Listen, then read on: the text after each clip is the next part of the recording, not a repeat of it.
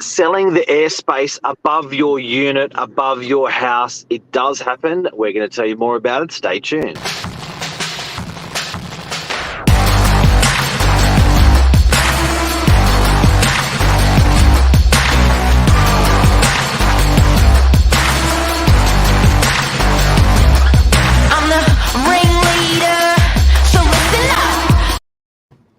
Always jam to that track every morning. The what? I always jam to that track. I love it. It's a good track. I don't know how we landed that, but we landed it well. If I do say so, good you. I'm actually really good. I think I told you before we jumped on, a lot of good vibes for today. And I think it started off, you get to watch the sunrise by DY Beach. You get to see a fat, full-blown rainbow in the sky. And I think it says to you, it's going to be a sick day. So It's going to be a good day. We've got a couple today in Queenscliff. That's right. Super keen. I think it's going to be a great turnout. Jessica and I and yourself, we're all excited. So we'll keep that energy even right till the end. So let's see how we go. Giddy up. So selling airspace above your unit or above your house, when there's allowance to go vertical, big money. Absolutely. And I think that's what a lot of people don't see is the potential. Because you more or less think to yourself, that's the building, that's it. Obviously, so many years continue to go by and you're just like, well, what's next? What's the next best thing that we can do? And a lot of the time I feel that because it's not explored, a lot of potential growth and you get a lot of, for instance, owners and investors think, there's no more money to be made. What can we explore? What can we do? So I think let's dabble into it this morning and check it out. Yep.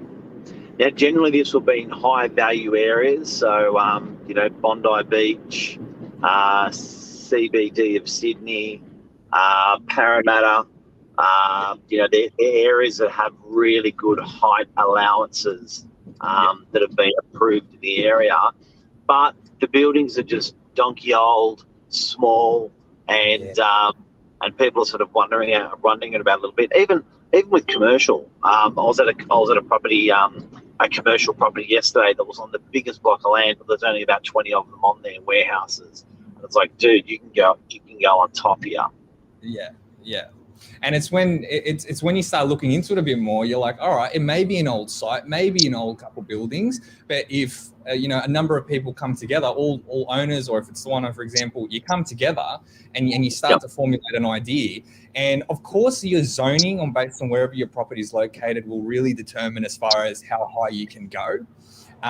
So that's such a crucial factor when exploring all of this. But most of the time, you've really not maximized the height clearance.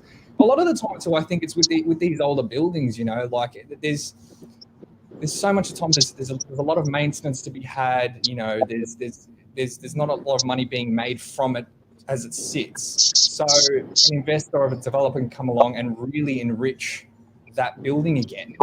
Really put some money in the pocket for these owners and spark up a whole new build altogether. Now, it does depend on the zoning. So I'm going to give you a small scale example. We have seen it. There are places, and it's sort of where real estate's expensive is where people are going to pay more of a premium to go on top. But say it's a 3-story building and it's in a 4-story area, there is the ability to put like another apartment on top potentially. You've got your development control plan in your area, and sometimes that will limit or allow what you can do.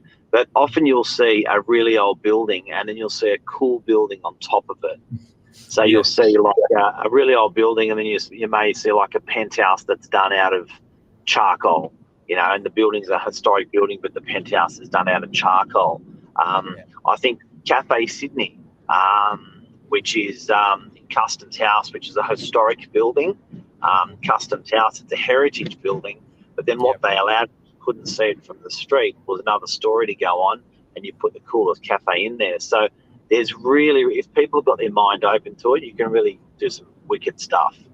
Absolutely. But speaking of heritage buildings, look, a lot of the time, I mean, those heritage sites are in zoning where, you know, you've got so much opportunity to go up. But again, because it's heritage, it's forbidden. You can't.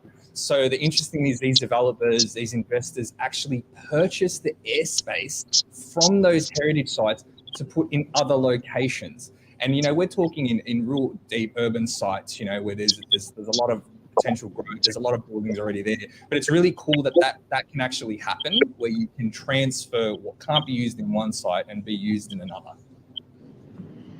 So I guess to clear up exactly what you said about transferring, we've got a property that we've got for sale in Erskine Street in the city. That's right. Yeah. And for instance, because it's a heritage site and it's got a really small footprint, as an example, you've got to have parking. So just because you can go 5 or 10 stories on top, if you can't supply parking to those 5 or 10 stories, then you're restricted. Potentially can't do the development. So this property in Erskine Street, I think maybe 8. They're almost like semis or townhouses, but there's a 60 meter. How high is the next door? The height limit there, 60 meters. About 60 meters, yes. It's pretty high. Like the building next door definitely is made the most of it, I'd say.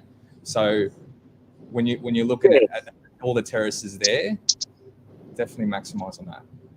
Okay, so in that circumstance there, you'd leave it alone. You'd leave the heritage building alone.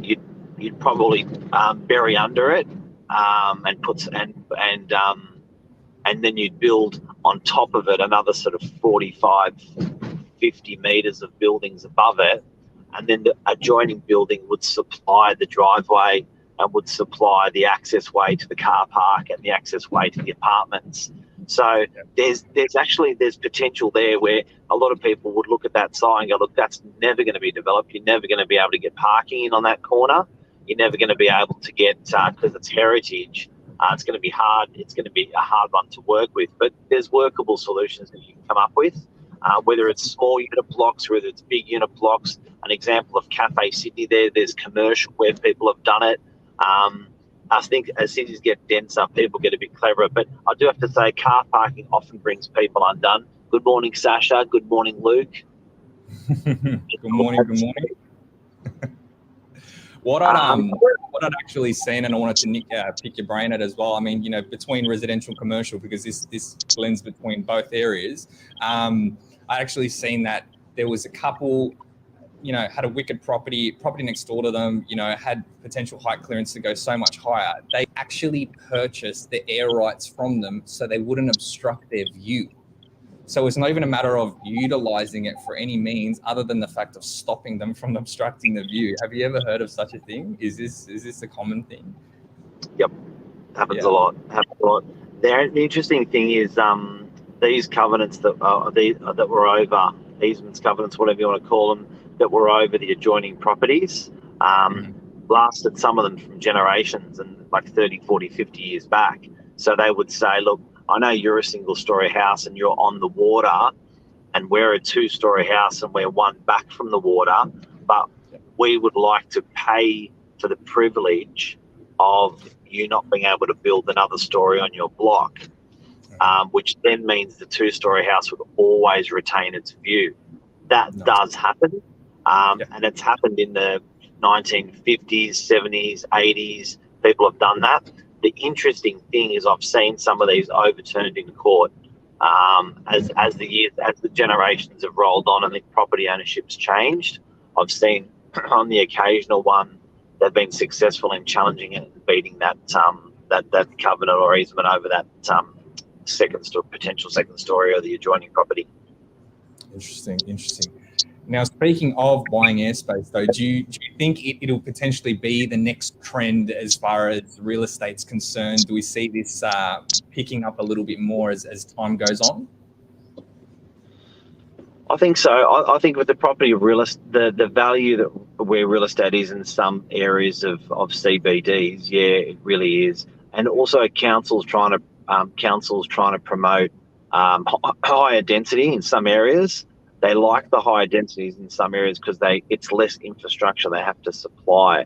So it's easier to make put another train on, put another bus on, make the hospital a little bit bigger and make the school a little bit bigger, it's actually much cheaper to do that as a city than it is to add another hospital, add another school, and add a whole transport system and highway system.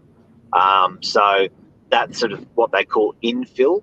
I remember it was very big in the G20 many years ago. That infill, they were saying, rather than developing in a corkscrew, like a corkscrew going outwards and outwards. Yeah. If you could imagine the CBD of Sydney as the corkscrew, each time you add another rung on the outside of the corkscrew, that's another 15 hospitals, another 15 schools, and it actually chokes the core of the city by doing that, because everyone tries to get in. So they really try to promote, rather than that, they really try to promote infill, and then they chose to hammer CBD locations like Parramatta CBD, Chatswood CBD, Sydney CBD, because they had that infrastructure already in place. Yeah. I feel like that's a Sensei Saturday. I didn't even start by saying it this morning, but you Mark Novak, you definitely do it. I love it. Yeah. It's a Sensei Saturday. Well, look, Saturday. It's interesting stuff. And it's stuff, Nate, that we just drive past all the time. We don't really think about. You just assume, or sometimes you may until someone mentions, you're like, shit, I've actually noticed that. And that's potential. And you may be sitting on that property that has that potential. So it could be foreign to you, but a big money maker. Excellent. Absolutely. And look, guys, I've actually put links in the description box below as well that will show basically different sites, as well as Buy Airspace, an incredible company that actually so heartily works on stuff like this, and really supporting, single owners, strata buildings, etc., developers that really want to explore potential, and essentially even give a lift to something that could have been forgotten for so many years. But Mark, thank you for joining me as always. And a friendly reminder again to the incredible auction that we've got going on today, 20 to 80 Crown Road, Queenscliff. We'd love to see people join. We're excited. I can't wait to see Vic LaRusso, best auctioneer in Australia, in action. Unbelievable. Thank you. See you, buddy. For joining. See everyone. See ya.